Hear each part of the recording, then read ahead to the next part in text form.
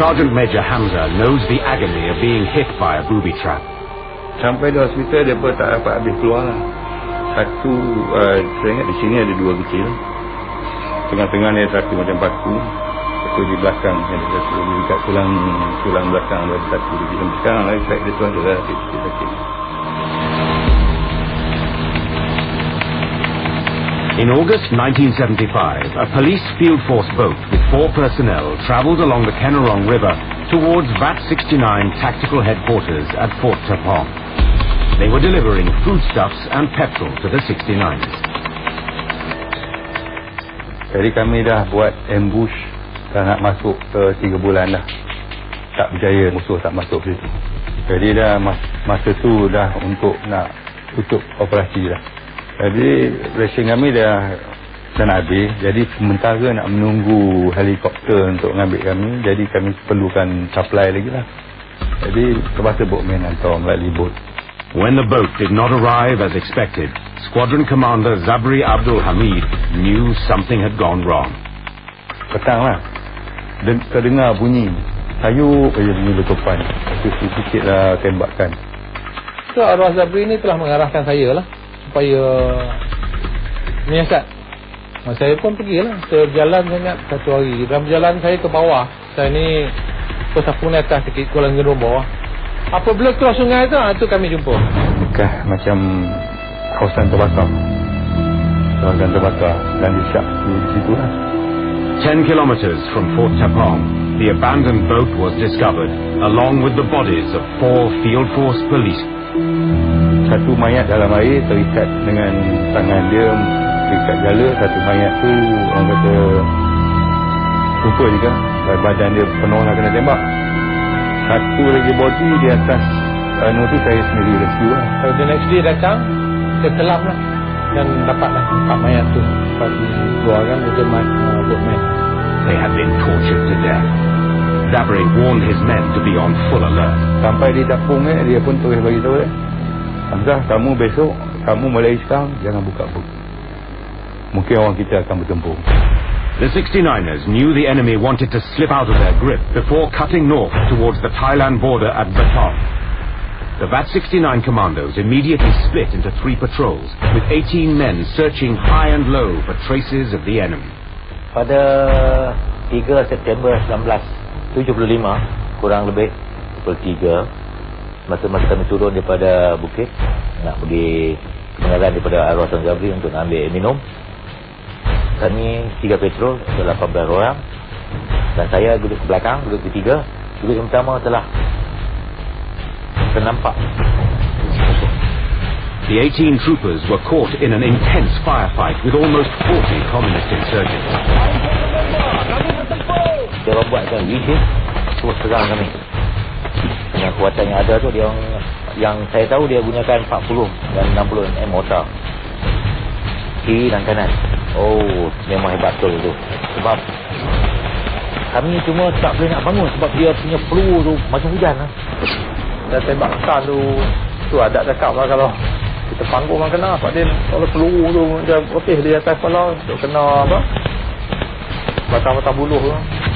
Utilizing grenade launchers and mortars, the communists pinned down the 69ers, hoping to force them to retreat.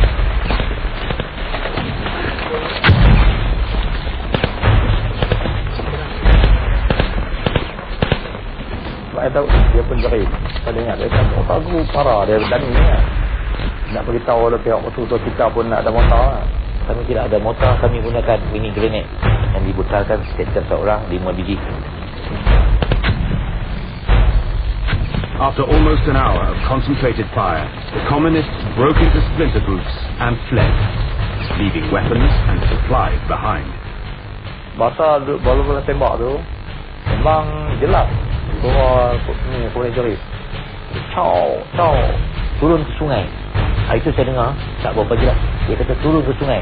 Lepas tu tembakan pun dah kurang, pihak kami pun dah kurang. With nightfall approaching, Zabri instructed his men to remain at the location for fear the enemy would return after sundown. Saya berdoa bagi cepat siap nak bawa keluar ni anggota yang segar ni, yang pertama, yang kedua kami boleh dapat jejak balik tu. Searching through the firefight wreckage, it was clear that the enemy in front of them were responsible for the attack on their supply boat. Kemudian kita jumpa 2 senjata shotgun yang dirampas oleh company daripada boatman, dan 2 mortar yang berukuran 40 dan 60 mm, dan juga ration untuk dibekalkan kepada fikir yang diambil tu. With 2 of his men injured, Zabri led a re-energized charge to hunt down the enemy and headed towards Fort Tapong in Upper Perak. Saya bagi nasihat lagi, jangan ikut track. Dia ulang, jangan ikut track. Udah, elak track, udah. Jadi kita Sarjan Hamzah di grup Dewan di bawah. Pergi dulu, cek berhati-hati. After getting a report from the reconnaissance group, Zabri ordered his men to move in a single column. Saya mengah-mengah dengan minyak bukit dan tembung dia pun. Saya buat tak pergi, saya ikut nak belakang, saya ikut belakang lah. Ya, ada berjalan depan. Elok sampai di tebing nak keluar sungai, dia dah jerit sekali. Dia jerit, dia kata, aku mau Hamzah mesti ada belakang. Jadi saya pun berlari lah pergi. Lepas tu dia membawa satu motor. Sambil tu turun lah ke sungai. Dia turun sungai, saya pun turun. Saya pun cakap dengan dia, becek. Yop, sebang sana saya tak jam main bercek. Saya dah cek sampai sini je. Dia mengangguk tu lah. After crossing the Kennerong River, Zabri gave the all clear for his team to follow. But within seconds, disaster happened. Tengah sungai, saya dengar satu letupan yang kuat juga. Pum, betul. Saya tak nampak dia kena. Tapi orang kata dengar suara je. 1 minit lepas bunyi tu, dia call saya. Dia bagi medik. Bila meletup dia sangat ambush. Saya pun down, campak motor down, pergi ke tebing. Dia panggil dia, Hamzah, dia aku dah kena dah. Saya pun pergi tengok. Dia tengah pegang kaki. Zabri had strayed onto a fake trail and stepped on a communist landmine.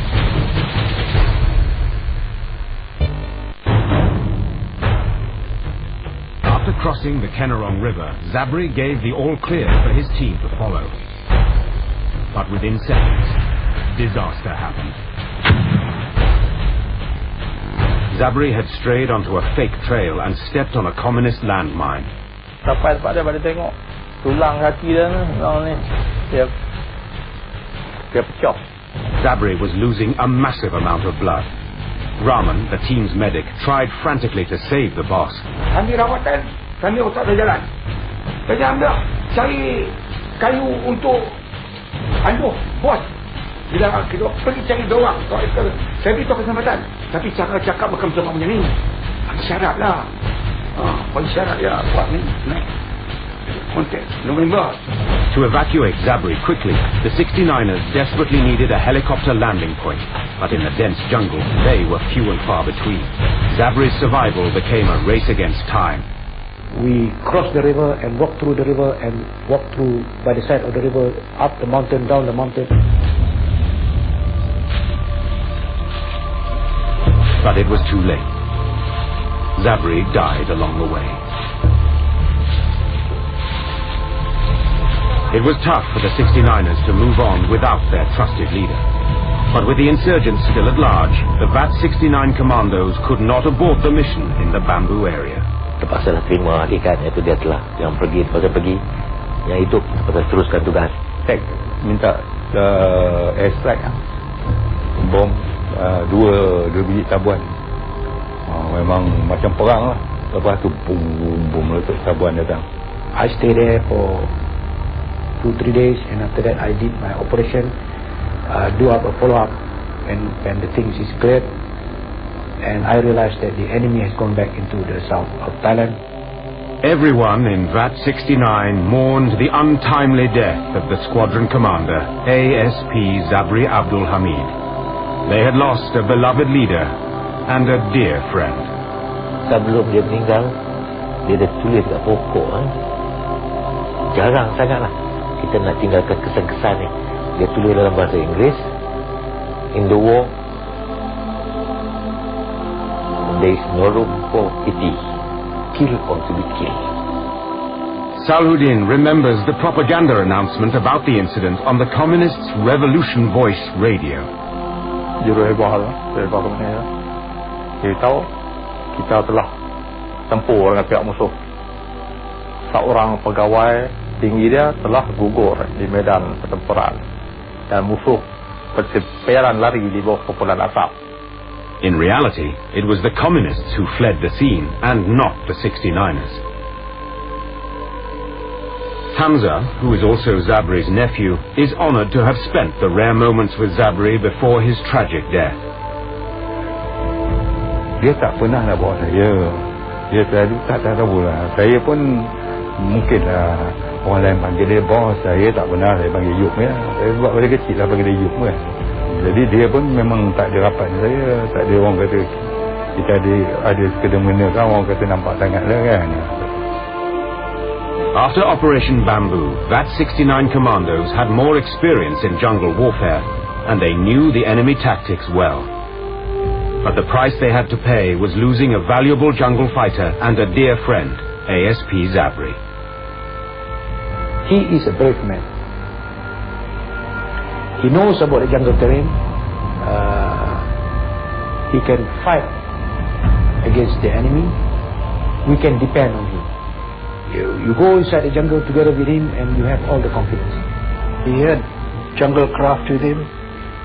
He knew the jungle very well. Very good at booby traps. All rounder. My own flesh and blood. Saya punya darah dan daging. Yang sembilan ni kata. Tak boleh dipisahkan kata. Dari situ dia dapat semangat dia. Yang betul-betul ini jiwa yang sembilan. Jiwa komando kan sembilan. Jiwa komando ni. Zabri's death was a rallying call for the troopers of VAT 69. They were more determined to beat the Communists once and for all. A continuous bombardment by VAT 69 and other Malaysian security forces left the Communists cornered and running out of options. They had no other choice but to fight their way back to their Thai HQ. After Operation Bamboo, the 69ers persistently tracked down the remnants of communists in other parts of Malaysia. In December 1989, 20 years after the formation of the very able Troopers 69, representatives from the Malaysian government and the Communist Party of Malaya, CPM, signed a peace agreement witnessed by Thai government representatives. Under the agreement, all armed activities between the Malaysian security forces and the Communist Party of Malaya would come to an end. The CPM would have to disband all of its armed units and destroy its weapons arsenal and the deadly booby traps scattered around Malaysia and South Thailand. For VAT 69 pioneer troopers, the peace accord marked a new chapter in their personal mission to keep Malaysia safe. Nak kata lega tak lega, tapi bila dalam pengingat bila Komunis nak bangun semula, sebab dia letak nyata, dia tak buang ideologi dia. Walaupun ramai, kita terpaksa berjaga-jaga sebab daripada segi keselamatan. The elite commandos continue to serve Malaysia to this very day.